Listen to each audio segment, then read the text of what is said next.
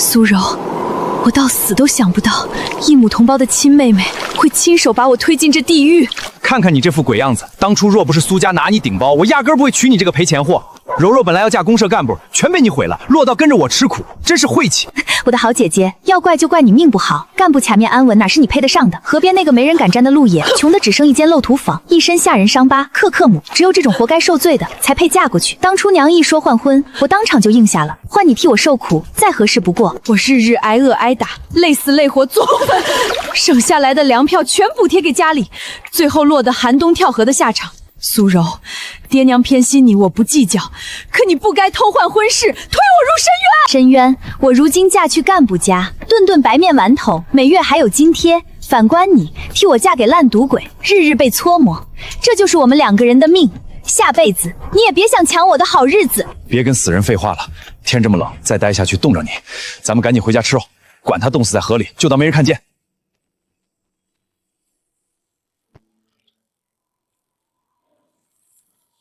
如果能重来一次，他绝不顺从爹娘安排，绝不傻乎替妹妹嫁任何人。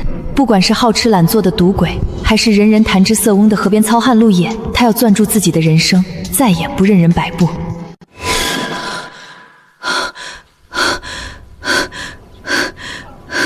苏婉，你发什么呆？赶紧把这身嫁衣扯平整，别耽误吉时。娘，喊我做什么？磨磨蹭蹭的，路野那边没人都在河堤等着了，再不走，人可要反悔了。前世冰坑之中的绝望，数年受尽的委屈历历在目。前世爹娘原本安排苏柔嫁给公社年轻干部，前程安稳，可苏柔嫌相吃苦不愿嫁，全家合计一整晚，哄骗胁迫自己替嫁，把她塞给独居大河旁的路野。前世她拼死反抗，被锁在柴房饿了2天，最后无力妥协，阴差阳错没嫁成路野，反倒被爹娘转手许给赌巫王强，落得悲惨结局。一切都对上了，她回到替嫁阴谋刚要实施的这一天。婉婉，娘也是为了你好，那公社干部家里规矩多，嫁过去天天要看公婆脸，她就孤身一人，家里没人管你，不用伺候公婆，多省心。娘真话就不必藏着说了，干部家的婚事是留给苏柔的，嫁去河边独居糙汉才是塞给我的，对不对？你这孩子怎么说话？手心手背都是肉，娘怎么会偏心？路也只是看着凶，好歹有大河傍身，饿不着肚子。干部要常年下乡，跟着要受苦，受苦的是苏柔，我嫁过去就是享福。妹妹昨天还跟毕姑娘炫耀，说要嫁给干部，以后顿顿吃细粮，不用下地挣工分。这话全村人都听见了。姐姐，你误会我了，我不是不想嫁干部，只是我身子弱，干不了重活，去乡下扛不住风吹日晒。你体格好，跟着路野在河边过日子，反而轻松些。轻松？全村谁不知道路野父母早亡，孤身一人，住一间漏土房，身上满是打鱼留下的伤疤。村里人都说他性子冷硬，不好相处，寻常姑娘看见他都躲着走。你倒是舍得把这种婚事推给我。婚姻大事，父母之命，由不得你挑三拣四。今天这门亲你必须嫁，要是敢闹脾气不配合，家里从今往后一口粗粮都不会给你，断绝你的口粮，看你怎么活下去。你娘说的没错，这事儿就这么定了。苏柔日后嫁干部能帮衬家里，你嫁陆爷安分过日子，也算给家里减轻负担。我不嫁。由不得你任性，没人还在河堤等着，全村不少闲人都凑过去看热闹。你现在反悔，咱们苏家要被全村戳脊梁骨。拿我的终身幸换苏家脸面，换苏柔的好日子，凭什么要我牺牲？想要体面，就让苏柔自己去嫁人家。干部的婚事我不抢，各自婚配，互不干涉。姐，我真的不行，我害怕陆野那个人，你就帮帮我这次好不好？以后我嫁得好了，肯定不会忘了你的恩情，时常给你送粮食布料。恩情？前世我就是信了你这句承诺，最后落得什么下场，我这辈子都忘不掉。苏柔，这次我不会再让步。他爹，别愣着了，直接把人拉去河堤，及时不能耽误，由不得他耍脾气。听说苏家大姑娘要嫁给河边那个陆野，那人看着确实吓人，可不是嘛？听说之前有姑娘上门相看，看见她一身疤，直接吓跑了。好好的干部亲事不给大姑娘，反倒给小女儿，想来是大姑娘性子倔，配不上体面人家。今天就算拼死反抗，爹娘也有无数办法逼她出嫁。她现在没有独立糊口的门路，一旦被锁在家中，断了粮食，根本撑不了几天，硬碰硬只会吃亏，不如先假意顺从，到了陆野那边再另做打算。你们别拉扯我了，我跟你们走就是。这才懂事，放心，以后娘不会亏待你。这话苏婉半个字都不信。等去到陆爷住处，他要尽早攥住属于自己的生路，远离吸血苏家。再也不任人宰割。有人闹点梦啊，有病啊！陆野啊，人我给你带来了，这位就是苏家大姑娘苏婉，往后就是你媳妇儿了。苏婉，这就是陆野，以后两口子好好过日子。看见没？那就是陆野。村里人都说他常年独自下河，身上沾过水里面的东西，性子阴冷。你今天要是敢不听话，往后把你丢进大河喂鱼都没人管。所有人都说他穷困凶狠，客气不详，可我总觉得这个人人嫌弃的河边糙汉，好像藏着旁人不知道的秘密。愣着干什么？赶紧过去跟陆野认认，媒人都等半天了，别耽误吉时。娘，你看陆野那鱼叉看着好吓人，还好不用我嫁给他。小声点，别让旁人听见。安分等着回村，下午我就带你去公社干部家认门。跟我来。晚晚好好过日子，家里有空再来看你。你们看陆野那冷冰冰的样子，以后苏婉怕是要受委屈喽。谁让她命不好，替妹妹嫁这么个孤家寡人，一间破储屋，啥家当都没有，往后吃饭都是难题。听说之前有姑娘来相串，看见她屋里连米面缸都没有，当场就哭着跑回村了。这苏婉怕是熬不过半个月。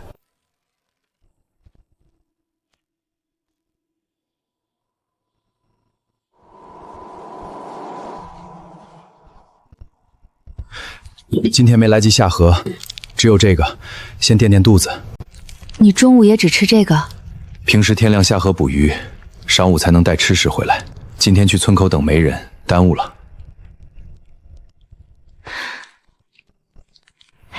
陆爷，新媳妇看着倒是白净，你可得好好待人家，别总冷着一张脸。姑娘，你可得当心。陆爷爹娘早年间下河出事走了，村里人都说他命硬克亲人，之前上门说亲的姑娘全都吓得退了婚事。你以后多留心，夜里别独自往河边去。婶子们，刚成亲第一天，还请少说些不吉利的话。往后我们夫妻怎么过日是不必劳烦各位挂心。行行，我不多嘴，就是好心提一句罢了。村里人都说你常年独来独往，很少跟旁人打交道。没必要。为什么不存些粮食，每日下河捕鱼，鱼换粮票，总不至于这般拮据？天色不早，你睡床上，我晚上在灶台边铺赶草凑合一宿。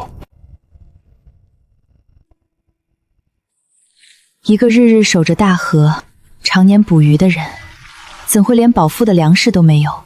若是真的一无是处，爹娘也不会被媒人说动，硬把他推过来。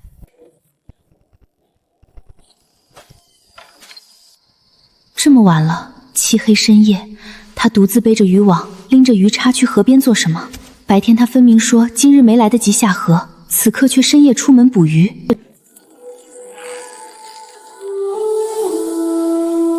人人都说他穷困孤僻，一无是处，可他偏偏要深夜独自下河，这里面到底藏着什么不能让人知道的隐情？正常人捕鱼哪会专挑伸手不见五眼的深夜？这里头一定藏着秘密，不如悄悄跟上去看个究竟。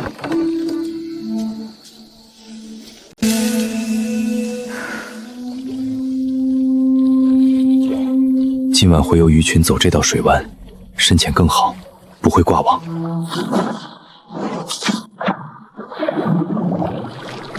就这一网，换去镇上供销社，少说能换好几斤玉米面，几张工业票，足够两人吃上10天半个月。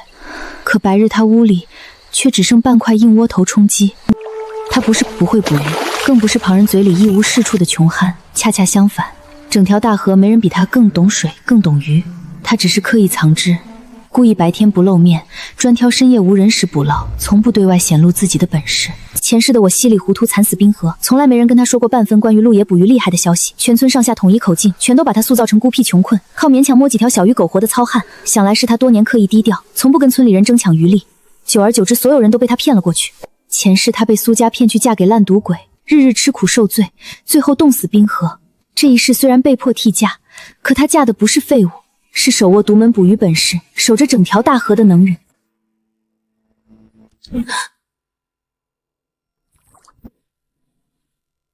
你想抢我的鱼，居然被当场抓包，真是丢死人了。他犹豫一瞬，知道此刻再躲藏毫无意义。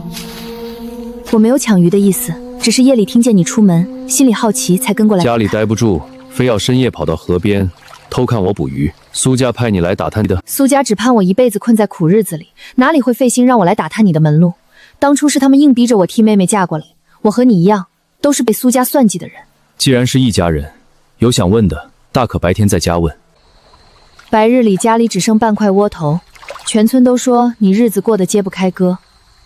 我亲眼见到你捕鱼的本事，才明白你是故意藏针，不愿让旁人知道你的能耐。我不向外泄露你捕鱼的法子，还能帮你把这些鱼卖出最高价钱。镇上几家国营饭店、黑市收鱼的贩子门路我全都清楚，我会算账，能避开检查站，不会被人扣上投机倒把的名头。咱们两人抱团，不用再过得这般拮据。你凭什么帮我？苏家养你10几年，转头就帮外谋生事情。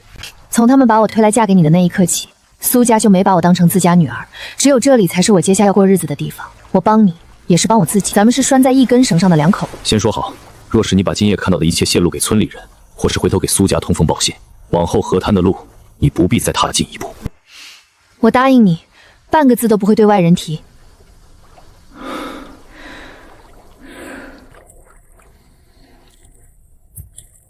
你先拎一筐回去，天亮再商量卖鱼的事。你在哪儿？赶紧跟我回家，家里有事要你回来帮忙，顺带让陆野拿2条大鱼跟我们回村。我才刚和陆野达成口头约定，苏家就追上门来索要鱼货，这群吸血的人，怕是不会给我们半点安生日子过。你家人连夜追过来找事？是，他们从来不会让我安稳半分。一来是想喊我回去当免费苦力，二来是盯上了你夜里捕捞的大鱼，想白拿好处。在苏家眼里，他就是个换鱼、换钱、换资源的工具人，半点骨肉情分都无。陆野，我不骗你，他们就是奔着你的鱼来的。一旦让他们看见这2筐鱼货，必然死缠烂打，天天上门索要，拿亲情绑架我们。往后你深夜捕鱼的秘密，迟早会被他们扒得一干二净。你想怎么做？先藏鱼，绝不能让他们捞到半点好处。今夜的渔获说是你的心血，凭什么白白便宜一群吸血的人？另外，我跟你彻底摊开说清楚，我和苏家早就不是一条心。今日的婚事也是苏家精心算计的骗局。苏柔不肯嫁你，他们就哄我逼我，用断绝口粮、锁门扼渡头威胁我，让我替嫁。从头到尾我都是受害者，不是他们的棋子。我今晚跟着你偷看你捕鱼，不是为了打探底细给苏家报信，是我想通了，既然我被迫嫁过来，往后这里就是我的家，你就是我唯一能依靠的人。我心绝不向外。苏家今日弃我，利用我，往后我便彻底远离他们。我不仅不会帮他们算计你，我还能帮你守住你的门路。你擅长捕鱼，懂河水，懂鱼性，这是旁人学不来的本事。但你不善交际，不喜露面，不懂行情，不会卖货，容易被贩子压价，也容易被人盯上惹来是非。我刚好弥补你的短板。镇上国营饭店的采购员我认识，黑市的规矩、避开支查的路子我都摸清，能把你的每一条鱼都卖出最高价，还能帮你不让旁人盯上你的本事。陆野，我们搭伙过日子，你捕鱼我卖鱼，互不猜忌，互不背叛，收益平分，抱团站稳脚跟，行不行？行，往后你信我，我护你，但若是背叛，绝不姑息。绝不背叛。我先藏鱼，你回去应付，不露不怂，不给半点甜头。好，我去应付他们。苏婉，大半夜不在屋里待着，跑出去瞎晃晃什么？我喊你半天都不应，你眼里还有没有家里的长辈了？姐，夜里河边风大又危险，你怎么乱跑呀？我们担心你，特意过来看看你。行了，不跟你扯这些没用的。你今日刚嫁过来，陆爷肯定捕了新鱼，你去跟他说，拿2条最大的鲤鱼，2条鲫鱼，我跟你妹带回去尝尝鲜。还有，你既然嫁了人成了家，往后每个月都要按时给家里上交补贴，家里养你一场不容易，你现在成家独立了，理所应当帮扶家里，帮衬你妹妹。是啊，姐，我马上要去干部家相看定亲了，家里开销大，处处都要用钱用票，你多体谅体谅家里，等我以后日子好过了，肯定加倍报答你。我刚嫁过来第1天，家里一无所有，别说大鱼，连饱腹的粗粮都没有。他今日没下河捕鱼，哪里有鱼给你们拿？你少跟我装糊涂！陆爷常年守着大河，怎么可能空手？我看你就是故意藏私，不想帮家里。苏婉，你怎么这么不孝？孝？当初你们逼着我替嫁，把我推来这人人嫌弃的破屋，断我后路，逼我认命的时候，怎么没想过孝字？苏柔嫁干部享清福，我嫁河边吃苦受罪，凭什么我吃苦还要补贴家里，她享福坐享其成？姐，你怎么这么说话？我从来没有看不起你，也没有不想吃苦，只是我身子弱，实在扛不住乡下的苦日子。不用跟我装可怜，路是你们自己选的，苦是我被迫替你们受的。从今往后，我的日子我自己过，我没钱、没粮、没鱼，补贴没有，好处也没有。好，你不给是吧？我自己去找陆野要。我就不信他刚娶媳妇儿，还敢不给丈母娘面子。今天这鱼我必须带走。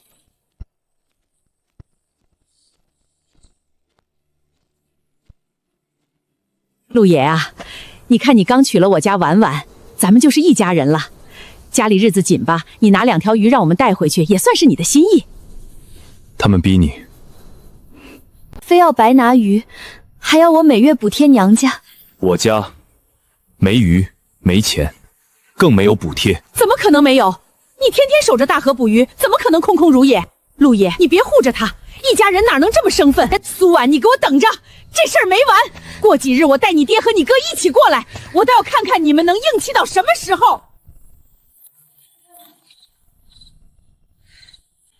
谢谢你，刚才护着我。分内的事，初次交锋只是开始，苏家最不讲理的男人还没登场，下次父兄联手上门，怕是要掀翻这间破屋，彻底断我们的安生日子。陆爷，苏婉，给我出来！翅膀硬了是吧？刚嫁人就敢忤逆长辈，还敢藏东西！来了，昨晚刘桂香放的狠话果然不是吓唬人，今天苏家是全家出动，摆明了要上门闹事，强行压榨。苏婉，你给我滚出来！是苏家的米和苏家的水长大，刚嫁人就翻脸不认人，还撺掇外人欺负我娘和小妹。我怎么养出你这么个白眼狼？替你妹妹嫁个糙汉，我们苏家牺牲多大？你不知感恩就算了，还敢拦着不给家里东西，你良心被狗吃了！姐，我知道你心里不舒服，可你也不能这么对家里啊！娘和哥都是为了你好，你别这么狠心。我狠心，当初你们算计我替嫁，把我推入人人避之不及的火坑，逼着我牺牲一辈子成全苏柔，怎么不说你们狠心？婚姻大事，父母之命，让你替嫁怎么了？养你一场，让你为家里付出一次怎么了？谁家大姑娘不帮扶弟妹？帮扶，苏柔嫁干部，前途光明，衣食无忧。我嫁穷酸破屋，吃苦受罪，好事全是她的，苦瓤受全是我的。这就是你们走里的帮扶。放肆！长辈做事轮得到你智慧？今日不跟你扯婚事旧账，你嫁人得了好处就该补贴家里。赶紧让陆野拿5条大鱼，再拿10块钱出来，这事儿就算翻篇。别给脸不要脸，赶紧拿出来，不然我今天直接拆了这破屋，把你抓回家里干活抵债。这就是他的家人，一个吸血吃肉，毫无底线，从未把他当成真正的家人，只把他视作可以随意压榨的工具。这里是我家，你们想要鱼要钱，哼，问过我了吗？陆爷，这是我们苏家的家事，你一个外人凭什么插手？苏婉是我女儿，她的东西就该孝敬家里。你这是在找死！我苏家的人轮得到你护？我今天非要好好教训你这个野汉子！你敢动手，我就敢报公安，说你聚众闹事，强抢民财。你们想坐牢？陆爷，你非要把事情做绝。我们是苏婉的娘家，不是外人。昨日你们逼她替嫁，今日你们上门强抢。从你们逼她换婚、弃她牺牲的那一刻起，你们就不配当她的娘家。再来闹事，我直接找大队书记、找公安，当众揭穿你们换婚骗亲、上门勒索的丑事儿，让全村、全公社都看看你们苏家的嘴脸。好，陆爷、苏婉，你们够狠！我们记住今天的事儿，以后迟早后悔。我倒要看看你们没我家的帮衬，在村里怎么立足。你们这样的娘家，我苏婉不要也罢。好，好的很，我们走，你们等着，这事儿没完。原来真是苏家不对，硬生生逼女儿替嫁，还好意思上门抢东西。以前都误会陆野了，看着冷硬，实则最护媳妇儿。苏婉也是可怜，摊上这么偏心的爹娘妹妹，还好现在有人护着了。谢谢你，又护着我一次。分内事有我在，没人能再欺负你。明面的闹事被挡回去了，但是苏柔临走前的阴狠眼神，她绝对不会甘心。接下来怕是要在背地里偷偷给我们使绊子。别多想，有我守着家，谁也闯不进来。先做饭，空腹伤身。好。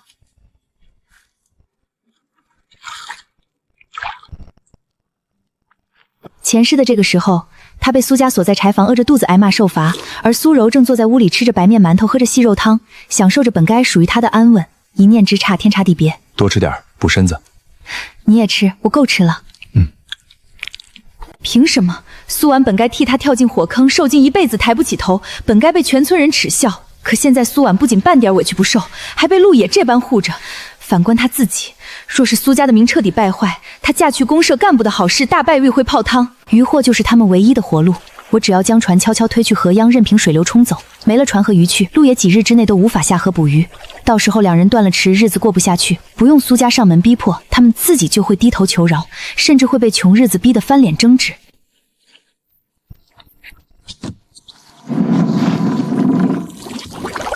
只要船飘远沉没，苏婉和陆野就彻底没了活路。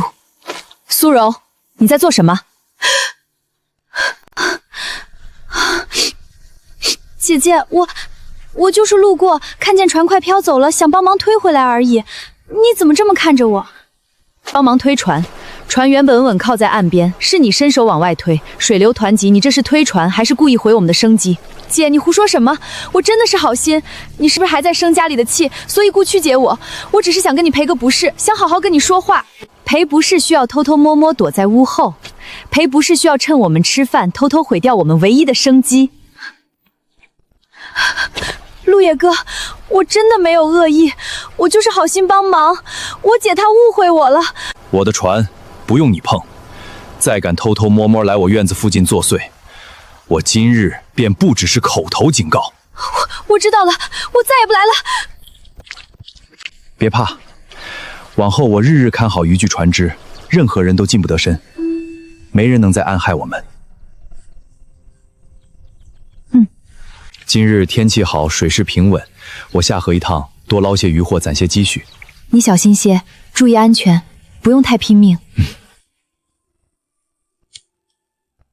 既然重活一世，他不仅要护住自己，也要和陆野好好过日子，把这个清贫的小家经营得温暖安稳，越来越好。苏家今日吃了大亏，丢脸面，苏柔也一定会心怀歹厌，他们绝不会善罢甘休，接下来定然会酝酿更大的阴谋，伺机报复。我常年扎根这片河道，深谙水情鱼性。何处鱼群扎堆，何时收网最合适，早已刻进骨子里。以前我只求温饱，捕鱼向来适可而止，但是一想到家里等着自己的小姑娘，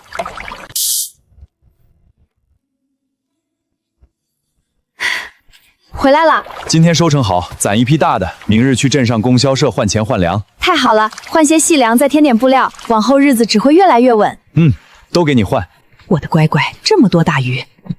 平日里村里旁人捕鱼，大多都是零星小虾。陆野今日的收获抵得上普通人月的收获，一条大鱼就能换好几毛钱，这2篓鱼货少说能换好几块钱，还能换不少粗粮细粮。病去过奖，还是我闺女脑子灵光。我去镇上换东西，你在家乖乖待着，锁好院门，谁来都别开。好，我知道，你放心去，路上小心，早点回来。人快到了，大壮，待会儿看准机会直接拦人，报大队，绝不能让他进镇。放心，今天铁定让这小子尝尝我的厉害。私自售卖渔获，县下公社明令禁止个人私下倒卖，轻则没收物资罚款，重则批斗扣全年工分。陆野挑着大鱼去镇上售卖，抓住就是铁证如山，渔获没了还要背击倒把的罪名。苏婉没了依靠，只能乖乖回苏家任由拿捏。过来了，动手！站住，不许走！陆野，你好大的胆子，竟敢私自捕捞渔获，偷偷贩卖！你这是投机倒把，违反公社规矩！我今天就要替大队、替公社好好管管你！陆野，公社早有明文规定，河里的渔获归集体所有，禁止私人私自售卖牟利。你无视规矩，私自囤鱼贩卖，简直胆大妄为！大壮，立刻去喊大队书记和村干干过来。好嘞，爹。陆野哥，不是我们不近人情，实在是规矩摆在这儿，你赶紧认错，把渔获上交，说不定书记来了能从轻发落，不然你真的要被抓去批斗的。我的天，投机倒马，这罪名可不小啊！难怪陆野攒这么多，原来是想偷偷去镇上卖钱，这可是犯忌讳的事儿。苏家这回是占理了，公社规矩可不能随便破啊！谁说我要私自售卖？昨日我已提前报备大队书记，近期家中无存粮，无工分，生活困难。这批渔获是按照大队规矩统一上交镇上工商社，抵扣拖欠口粮兑换救济粮，全程合规合法，记录在册，并非私自售卖。公社规矩，特困户可凭大队证明渔获统一上交抵扣口粮。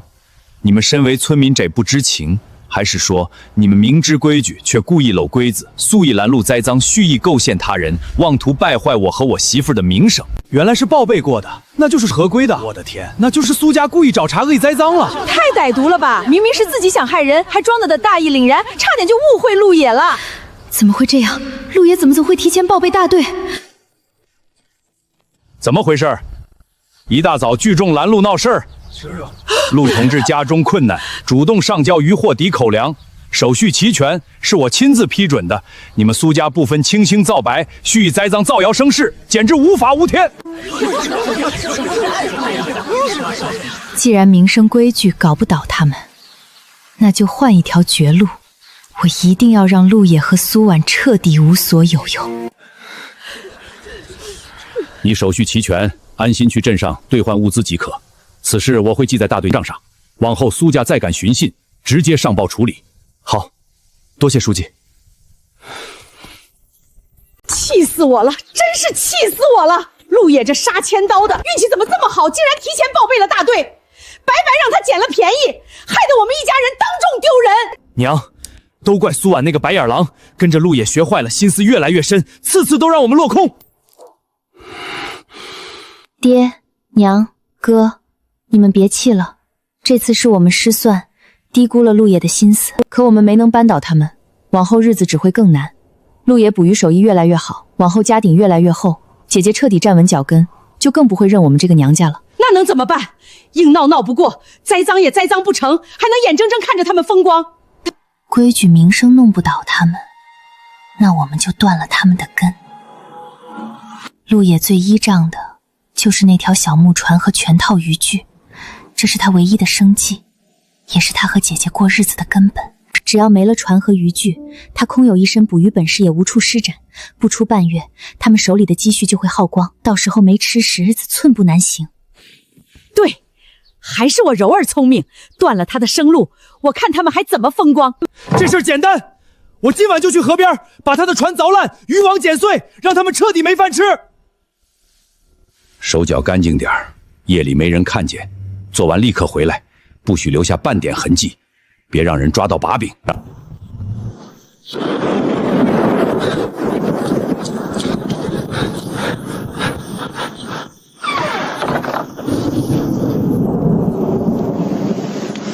希望陆野能平安归来。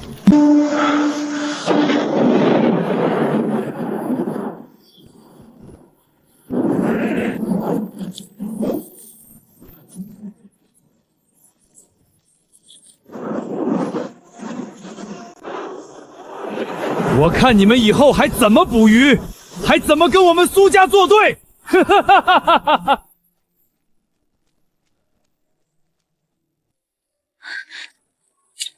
你可算回来了，路上是不是很难走？有没有淋到冻着？苏婉，我在。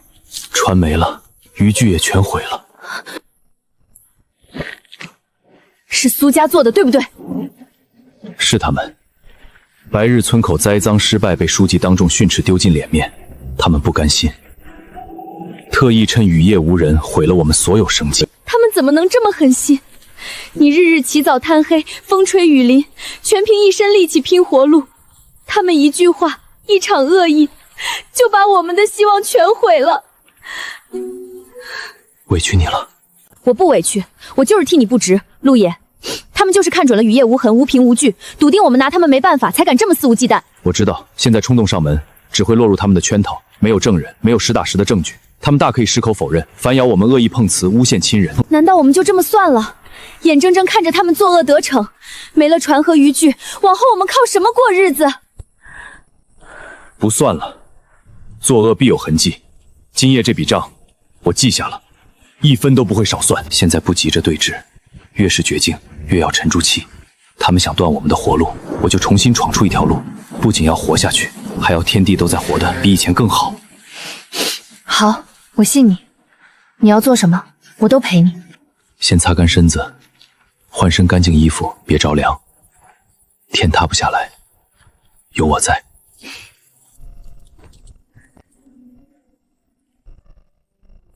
今晚苏大壮动手的可能性最大，他性子冲动鲁莽，做事粗枝大叶，绝对不可能做到毫无破绽。你说的没错，雨夜泥泞，河边湿滑，他连夜作案，必定会留下脚印痕迹。明日一早，我们去河岸仔细排查，一定能找到证据。找到证据之后呢？拿到实证，直接上报。这是报复害人，已经超出邻里矛盾。按公社规矩，轻则扣光全年工分，重则全村通报批评。好，明天一早我们就去取证，这一次一定要让他们为自己的恶毒付出代价。痛快，真是太痛快了！没了传和余裕，我看陆野那小子还怎么神气！娘，你放心，我做得干干净净，雨夜雷雨遮得严实，半点痕迹都没留。他们就算怀疑是我们，也拿不出半点证据。这下我看苏婉还怎么硬气？断了生计，熬不过半个月，他们必然撑不下去，到时候只能乖乖上门求我们。光断了生计还不够，万一陆野还有别的法子谋生呢？我们要做，就彻底让他们翻不了身。柔儿，你还有什么好法子？明天全村都会知道陆野渔具被毁，没了生计。到时候我们再添一把火，散播谣言，就说他是得罪河神，触了水煞，才遭了报应。乡下最信这些鬼神之说，一旦流言传开，人人都会忌讳他，远离他，没人敢帮他，没人敢用他。到时候他不仅没钱没粮，还要被全村排挤唾弃，彻底在村里抬不起头。还是我柔儿聪明，这法子太绝了！就这么办，我看他们往后还怎么过日子。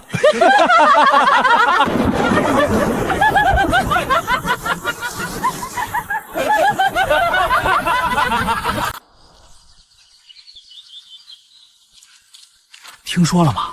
陆野昨晚倒大霉了，船和渔具全没了。我就说他常年泡在河里，早晚要冲撞河神，这下应验了吧？妥妥的水煞报应，难怪雷雨下得那么凶，原来是老天在罚他，以后可不敢跟他家来往了，免得沾上晦气。怎么一夜之间全村都传开了，还扯什么河神水煞，根本就是无稽之谈。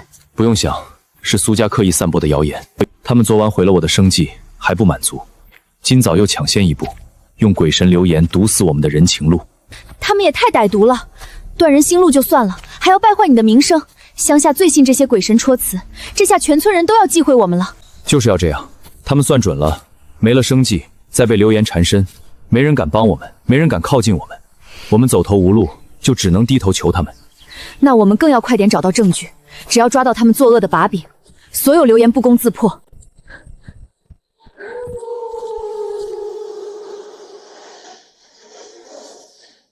怎么会这样？明明昨晚雷雨再大，也不可能彻底冲干净所有痕迹，更何况人为踩踏的印记，根本冲不掉。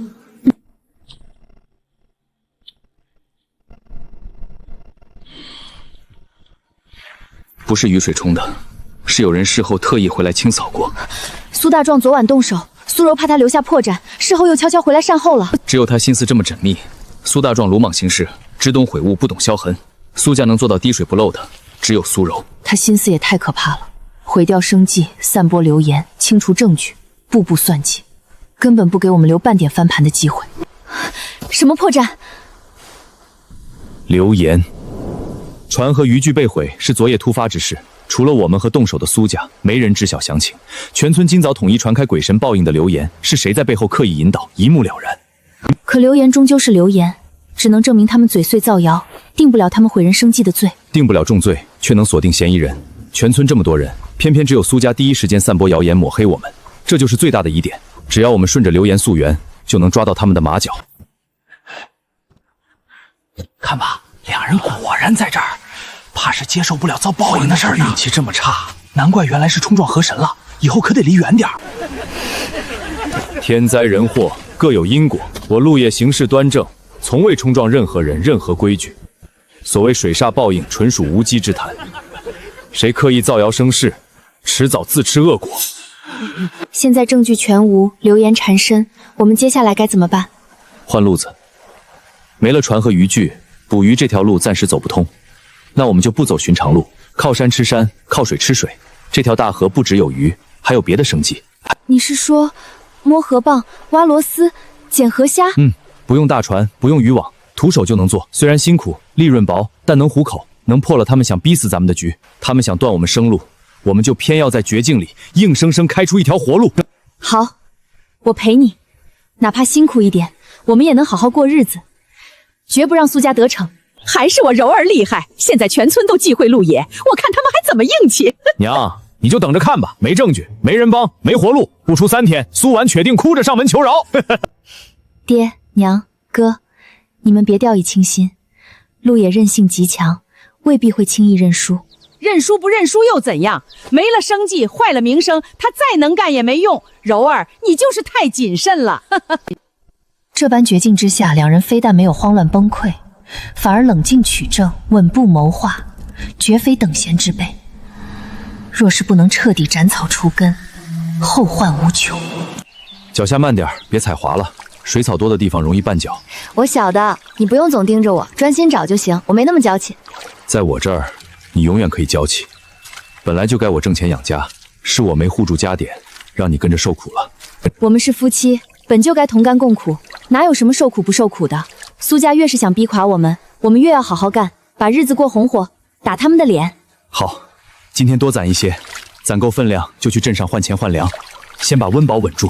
照这样下去，不用几天，我们就能攒够一笔小钱，到时候再慢慢添置新渔具、新船只，一切都会慢慢好起来的。一定会，只要人勤快肯吃苦，就没有熬不出去的绝境。苏家想断我生路，终究是痴心妄想。苏柔，你怎么来了？有事儿吗？说，我有件事纠结了好久，不知道该不该说，可我实在怕村里出事，只能冒昧过来提醒一声。你尽管说，都是村里的事儿，没什么不能讲的。昨晚雷雨大水，山里田里的脏水、废水全都冲进河里了，浅滩的水早不干净了。我刚才看见我姐和陆野哥在滩捡河蚌螺丝，那些东西沾了脏水，根本不能吃。我是怕他们不知情，捡了脏河先去镇上售卖，万一吃出问题或者流入市面害了外人，那咱们整个大队都要跟着担责任受牵连啊。你说的是真的？河水真被污染了？千真万确，不止如此，村里老人都说昨夜雷水巨煞，浅滩河鲜都沾了晦气，是绝对不能碰的忌讳之物。我也是好心提醒，不想看着我姐和陆野哥闯祸，更不想连累全村人。不行，这事儿不能马虎，万一真出了事，谁都担待不起。我现在就去河滩，禁止他们再捡尸售卖。他要的从来不是好心提醒，而是彻底封死陆野和苏婉最后一条生路。停下！你们两个赶紧停下手里的活。叔，怎么了？我们就在浅滩捡点河蚌螺丝，没碍着村里的事儿吧？还没碍事，现在全村都传开了。昨夜山洪脏水入河，浅滩水质污染，水里的河鲜都不干净。你们捡这些东西是想害人，还是想害自己？叔，这是谣言。雨后河水流动清澈，根本没有什么脏污污染。您可以亲自查验水质。是谁反映的不重要，重要的是风险摆在这儿。我身为村干部，必须对全村负责。从现在开始，这片浅滩你们不准再来，这些河鲜全部就地掩埋，不准自留，不准售卖。叔，这是我们辛辛苦苦捡了一上午的收成，也是我们唯一的活路，您不能不分青红皂白就全部毁掉卖。动手，全部埋掉，杜绝后患。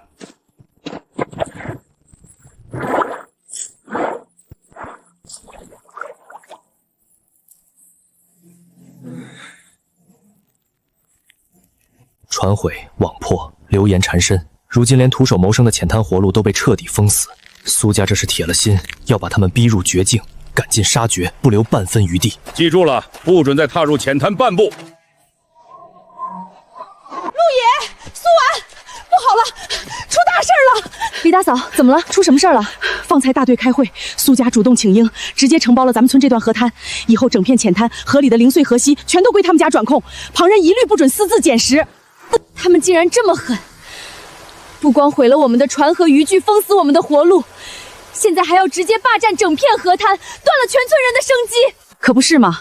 苏家嘴皮子太会说，在书记面前拍着胸脯保证会给大队剩交分红补贴公分，还说能统一管理河滩，避免脏水毒货流出害人。书记被他们说动，当场就签字同意了。从今往后，这河滩就是苏家的私产，谁去捡河蚌熟食，都算违规抢占集体资源。从散播水煞流言，污蔑河鲜有毒，到借大队之手毁掉他们的收成，封禁浅滩，最后趁机承包河滩，独占资源，步步为营，环环相扣，根本没给他们留下喘息的机会。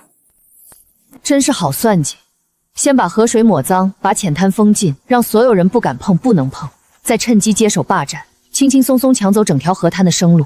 他们不是只想逼垮我们，是想踩着我们的绝境，给自己谋利发财。你们俩也别太犟了，眼下真的没办法了。苏家现在占着理，握着权，咱们普通人根本斗不过。实在不行，就低头认个错，去苏家缓和一下关系吧。我们没做错任何事，凭什么要认错？大嫂，谢谢您好心劝我们，但这错我们不能认，也绝不会认。我们夫妻二人清清白白谋生，从未害人犯错。苏家靠阴私算计抢来的东西，终究守不住。可眼下你们日子怎么过？没船，没网，没河滩，家里一点存粮都快空了，总不能坐以待毙，饿肚子啊！陆爷，我们现在是真的被逼到绝路了。苏家占了河滩，堵死了我们所有退路。所以，我们不能再跟着别人的规矩走了。什么意思？苏家抢了浅滩，以为拿捏了所有生路，可他们眼界太短，只看得见岸边的河蚌螺丝，却看不懂真正的大河。你是说深水区域？对，大队承包的是岸边浅滩，管控的是村民徒手捡拾的零散河鲜。可大河深处的深水区域，从来没有任何人管控，没有任何规矩限制。苏家只会盯着浅滩蝇头小利，却不知道真正的大鱼好货全都藏在深水激流里。我懂了，他们封死了浅滩小路，反倒逼得我们走上没人敢走的深水大路。可我们现在没有船，没有渔具，深水凶险无比，仅凭人力根本没法靠近，更别说捕鱼谋生了。没船就造船，没网就结网。造船、木料、工具我们一样都没有，怎么造？村里废弃的老渡口停着一艘烂底旧船，荒废2年没人管，早就被人遗忘了。船体主体完好，只是船底破损漏水，稍加修补就能重新使用。至于渔网，我可以拆旧线、搓麻绳，熬夜手工编织，辛苦几日就能成型。可是深水湍急，暗流凶险，比浅滩危险100倍，你一个人去，我实在放心不下。我从小在这条河里长大，熟知所有水情暗流，哪里鱼多，没人比我更清楚。别人怕深水，我不怕。越是凶险的地方，越没人争抢，越能出大祸。他们想困死我们，我偏要借着这绝境一飞冲天。等我捕到深水大鱼，赚到第一笔大钱，就让所有人知道，苏家抢走的不过是尘埃，我们拥有的是整片大河。好，我陪你，你修船结网，我拾柴打磨，打理家事，我们一起熬过去，一起翻盘。太好了，从今往后河滩就是我们家的，那些河蚌螺丝随便我们捡，随便我们卖，这下咱家不愁没钱花，没粮吃了。娘，不光如此，陆野和苏婉彻底没活路了，没河滩没生计，不出3天，铁定饿得前胸贴后背，乖乖上门求我们。这一局彻底拿捏住他们了，再过几日，等他们彻底撑不住，我们再出面施舍，到时候苏婉只能乖乖听话，任由我们拿捏。爹娘哥，你们别掉以轻心，陆野韧性极强，未必会轻易认输。认输不认输又怎样？没了生计，坏了名声，他再能干也没用。柔儿，你就是太谨慎了。陆野的隐忍，苏婉的聪慧，这般绝境之下，两人非但没有慌乱崩溃，反而冷静取正，稳步谋划，绝非等闲之辈。若是不能彻底斩草除根，后患无穷。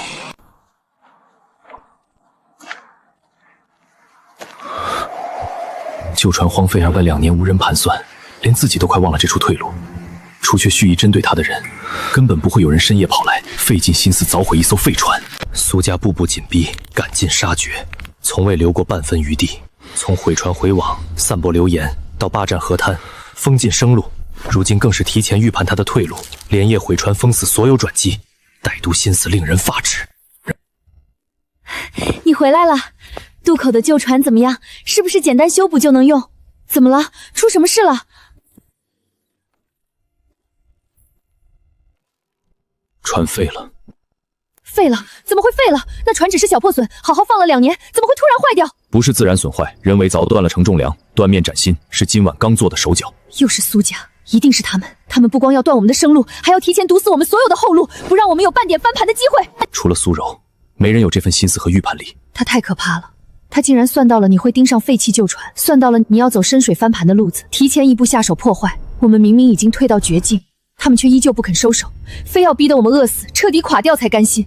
是我低估了他的城府，让你跟着一次次受委屈。我不委屈，我只是不甘心。我们安分守己，勤恳谋生，从未招惹是非，凭什么要被他们一次次算计打压？凭什么？凭他们仗着无人取证，仗着手段阴私，笃定我们无可奈何。现在旧船彻底报废，浅滩被他们霸占，渔域船只全无，我们看似真的无路可走了。你是不是早就料到会有这一步？我猜到他们会继续出手，却没料到他们心思缜密到这般地步。那我们现在怎么办？所有生路都被堵死，硬碰硬我们没有证据，告状更是无从说起。不急着硬碰硬，也不急着告状。你的意思是？苏家霸占河滩，急于谋利，必然会连夜捡拾河鲜，明日一早赶往镇上售卖。他们靠抹黑我们，抢占我们的生路发财，就一定会留下痕迹。我懂了，他们为了赚快钱，绝对不会耐心等待沉淀，一定会急着出货。只要我们抓住他们私自售卖、违规牟利的实证，就能反过来举报他们投机倒把。没错，之前我合规上交渔货，被他们恶意栽赃，如今他们抢占集体河滩，私售集体河鲜，才是真正的投机倒把、谋私逢利。这一次是他们自己送上门的把柄。好，那我们今晚就守着。我就不信他们机关算尽，还能次次滴水不漏。还是柔妹儿厉害，直接断了那两口子最后的念想。这下我看他们还怎么蹦跶。娘，我早就说那旧船留着是隐患，还好妹妹心思细，提前给凿废了。从今往后，整片河滩的好处全是我们自家的。今晚多捡点儿，明天一早去镇上黑市偷偷卖掉，不进大队账，全部自留。这一波能赚不少。黑市，对，黑市价钱高，不用上交分红，比供销社划算多了。爹哥，你们手脚快一点，天亮之前必须收拾妥当，千万别让人抓到把柄。怕什么？河滩现在是我们承包的，捡点河鲜怎么了？就算有人看见，也挑不出错。陆爷隐忍的太反常，我总觉得他在憋大招。我们越是顺利，越要谨慎。哼，谨慎过头就是胆小。那两口子现在一无所有，只剩等死的份儿，还能翻得起什么浪？明天卖完这批货，我们就攒下家底了。到时候给你置办新布料，好好打扮打扮，争取早日嫁去公社干部家。只要能嫁去公社，彻底摆脱农村泥腿子的命运，他不惜一切代价。苏婉、陆野，你们的好日子彻底到头了，这辈子都只能被我踩在脚下。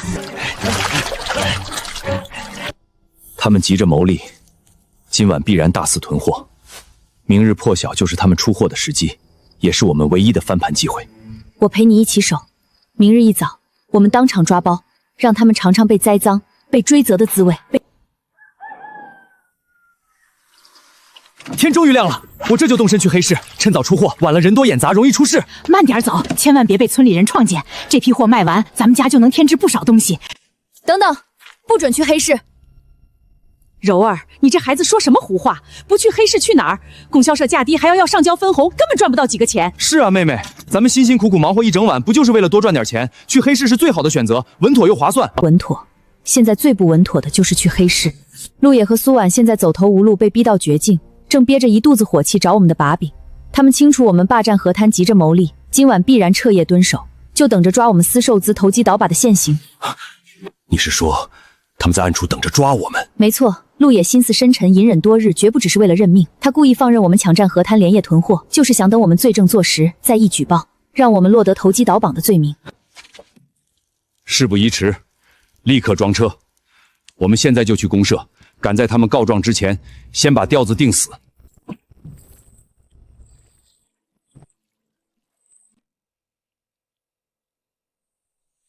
天彻底亮了，他们差不多该动身去黑市出货了。只要他们一出村，我们立刻跟上，当场抓包。别急，再等等，等他们彻底动身，人赃并获，证据才无可辩驳。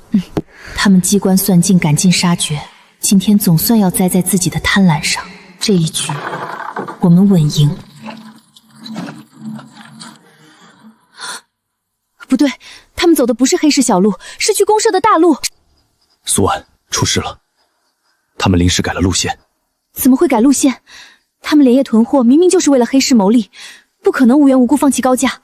是苏柔，是他预判了我们的布局，提前改了对策。我懂了，他根本不是要出货牟利，他是要主动上交公社，抢占大义名分。他们要先一步洗白罪证，反过来诬告我们恶意诬告，怀恨报复。预判精准，反制够狠。我们等着抓他们的把柄，他们却提前布好了死局，就等着我们主动撞上去。现在怎么办？他们先一步到公社告状，先入为主，干部一定会先相信他们。我们现在再去举报，就真的成了恶意寻衅诬告村民，来不及了。他们先入为主，到了公社又是送礼又是卖惨，我们再赶过去，百口莫辩，只会坐实诬告的罪名。谁说我们要去告状？不告状，可他们站进里面，再不反击，我们就彻底没机会了。以后在村里再也抬不起头了。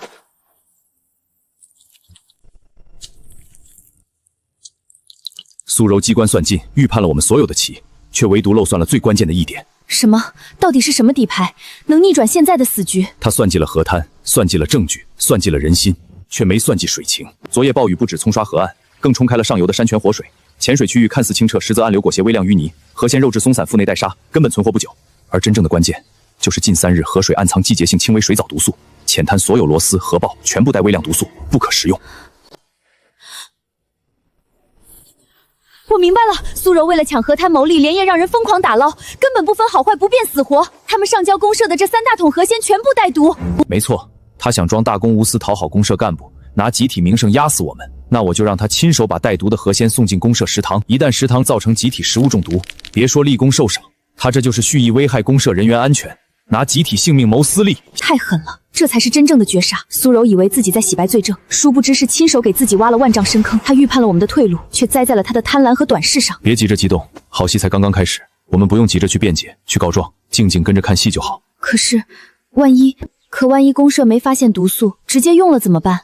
不会，公社食堂有专人验收食材，品相、鲜活度、安全性都会逐一检查。这批带沙带毒的河鲜，一眼就能看出异常。更何况，我手里这只活体河虾，就是最直接、最有力的证据，能当场佐证河鲜全部带毒的事实。好，那我们就去公社，亲眼看着他们从云端坠落泥土。你们有什么事？今日我们专程前来，是要向公社回馈集体，尽一份村民本分。哦，昨夜雨后河鲜繁盛，我们全家连夜打捞整理，将全部收成无偿上交公社食堂，支援集体伙食。我们不求回报，只希望能为公社尽一份微薄之力，也算不负集体对我们的信任。是啊，干部，满满3桶鲜活河鲜，干净肥美，全是我们一夜辛苦整理出来的，专门献给公社。现在主动无偿上交物资的村民可不多了，苏家觉悟很高啊，懂得回馈集体，无私奉献，值得全村学习。只是干部同志，我们这次上交物资也是迫于无奈。此话怎讲？村里陆野、苏婉夫妇因河滩承包断了他们的私谋生计，一直怀恨在意。他们连日四处散播谣言，恶意揣测我们投机倒把，甚至扬言要诬告公社干部处事不公。我们不愿与亲人计较，只想踏实做事，回馈集体。可他们步步紧逼，执意寻衅滋事，扰乱村里秩序，还请干部同志明察。竟有此事，无端诬告，寻衅滋事，无视集体规矩，属实恶劣，千真万确。那2口子心眼极小，自己不想勤恳谋生，见不得别人为集体做事，整日恶意挑事。是吗？我们何时诬告恼事，何时恶意挑事了？姐姐，陆野哥，你们怎么来了？我们自知你们心生不满，一直不愿与你们争执，可你们也不该到处造谣诬告，扰乱集体秩序啊！妹妹说话可要讲凭有据，我们何时造谣，何时诬告？你空口白牙污蔑我们，就不算寻衅滋事，扰乱秩序吗？事到如今，你们还敢狡辩？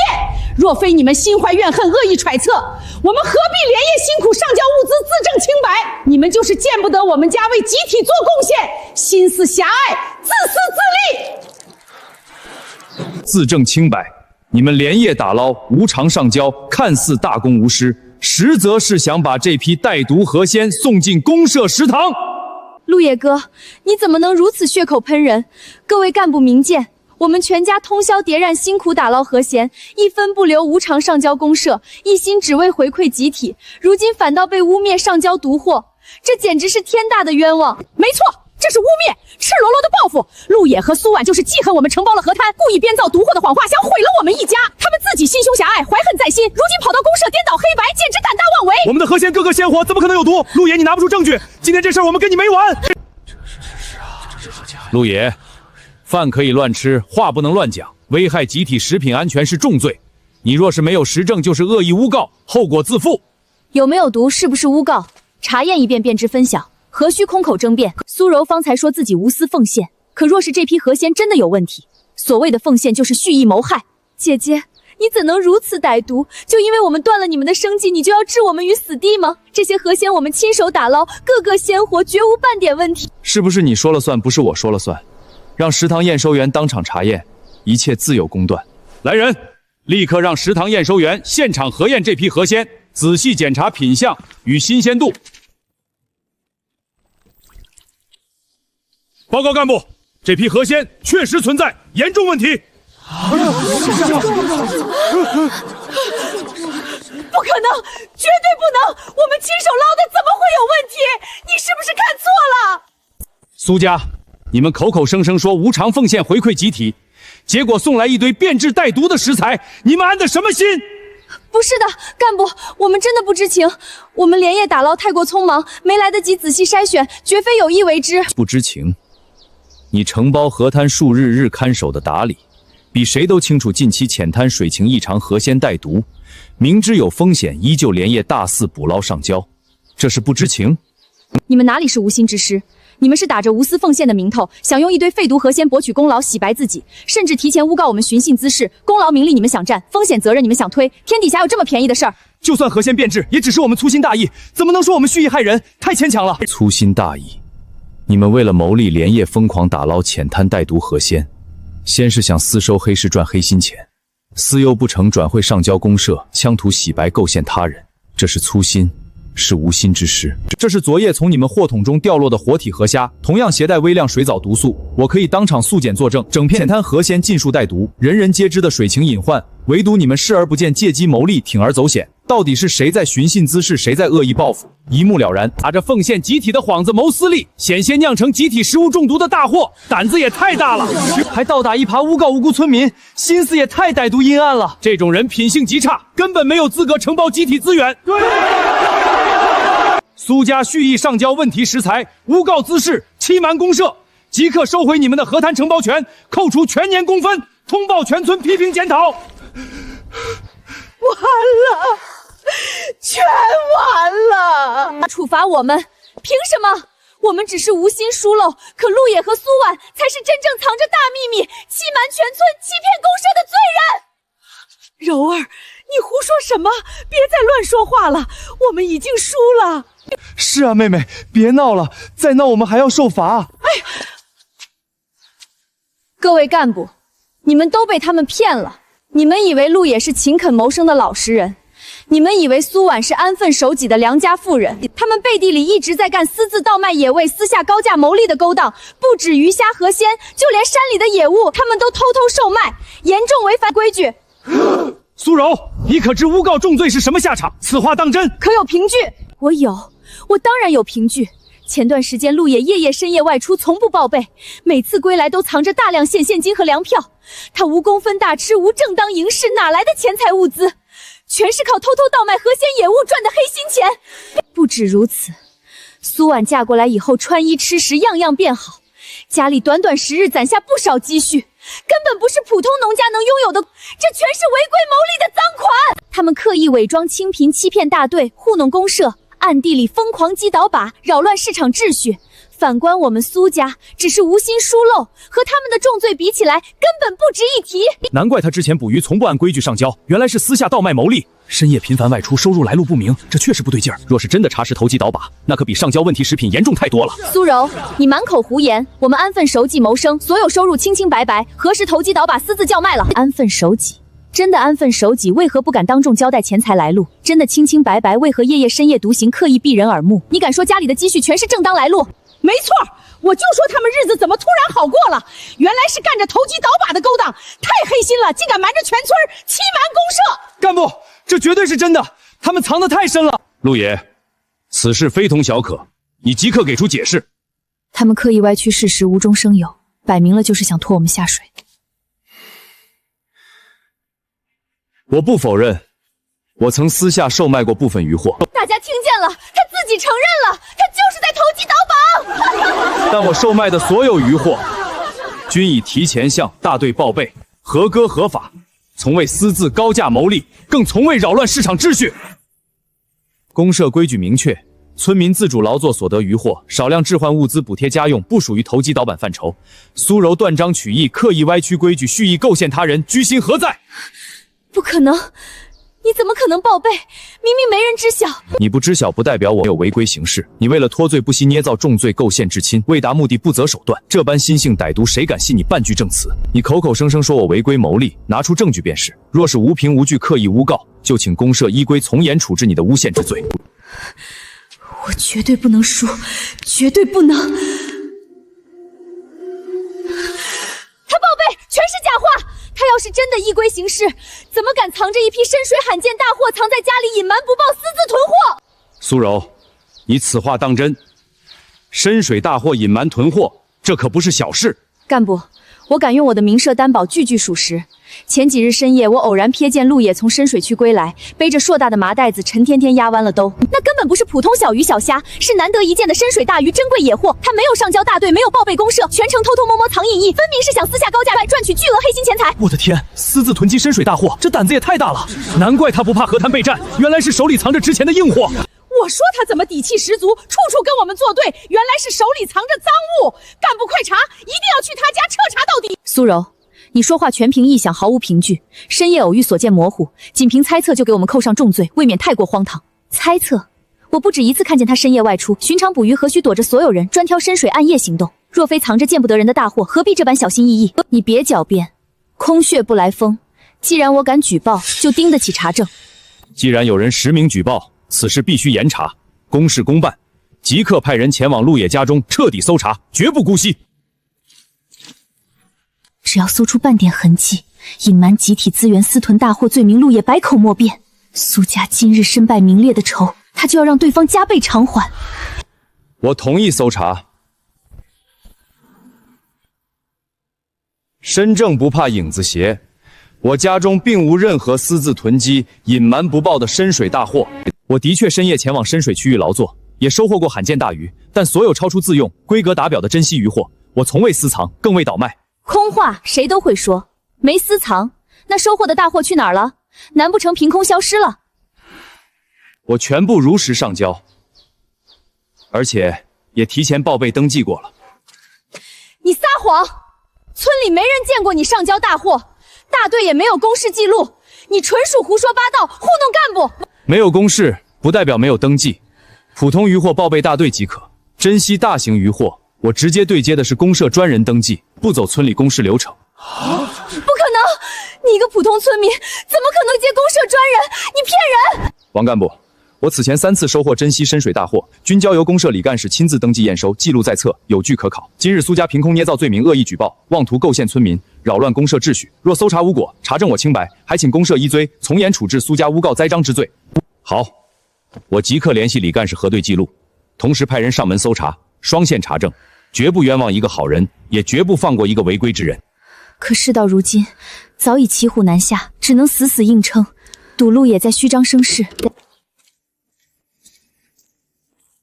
我刚刚核对完本月所有珍稀鱼货登记套长，册上干干净净，没有陆野的任何上交记录。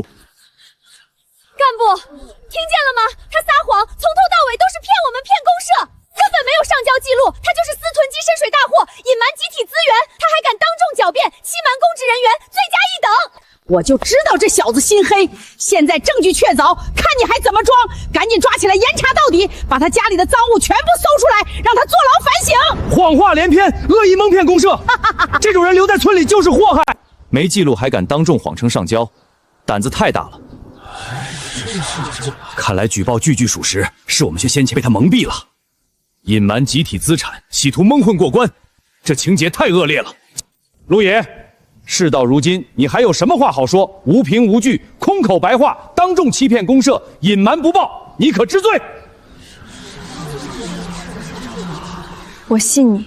李干事，你确定核对的是全部登记跳涨，无一遗漏？我经手登记所有珍稀渔货，日日清点，怎么可能出错？没有就是没有。事到如今还敢质疑干部？陆野，你真是不见棺材不落泪，没有记录就是你私吞集体资源，铁证如山。铁证？你仅凭一本公示台账就敢定我的罪，未免太过草率。台账为公社保存有据可查的铁证，难道你想说公社台账作假？你休得胡搅蛮缠，肆意挑衅公职权威。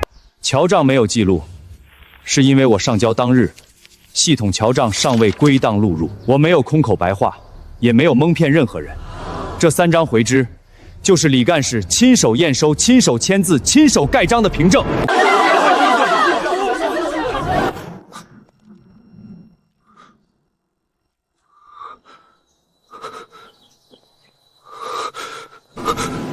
不可能，绝对不可能！你怎么会有回针？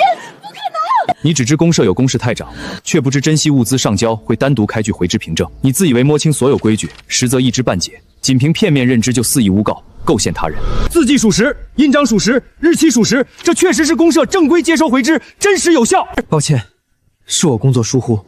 近期调整归档之后，这3笔记录我尚未录入系统，只存了底单，才造成这场误会，是我的失职。原来是归档滞后，不是人家隐瞒不报，难怪他底气这么足，手里早就握着实事的凭证。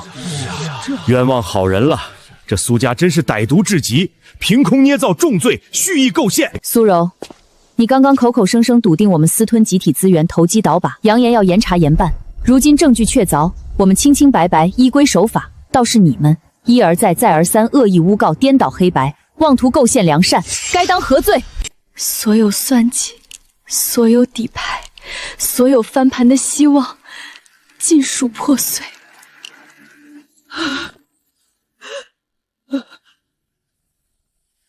苏家，你们人心歹毒，屡教不改。